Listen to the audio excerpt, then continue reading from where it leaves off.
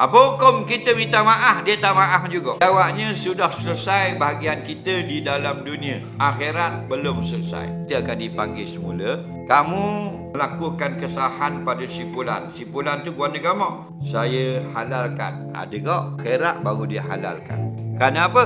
Kerana dalam dunia dia tak nampak lagi. Dia akhirat dia nampak syurga, Allah tunjuk. Habis hak salah dia maaf lagi. Itu satu kisah. Kisah yang kedua, bila dia halal, dia maafkan orang, Allah maafkan dia pula. Dan yang ketiga, kes dia tak maaf. Dia kata, saya tak maaf. Kalau dia tak maaf, kita kena bayar balik.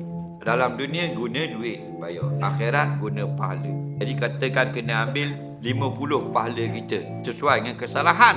Kita ada 200 pahala. Bayar dia 50, ada 150. Boleh masuk syurga. Jadi masalahnya kalau kita hutang balik. Kita ada pahala 50, buat jahat ke orang 2000. Disebut dalam hadis sahih, dosa orang tu dipikul latar belakang kita dan kita dilempar dalam api. Kerana jahat sangat. Kita kena berhenti dah buat jahat, tambah pahala pula biar banyak. Kerana apa? Banyak lagi kita nak bayar saman di akhirat.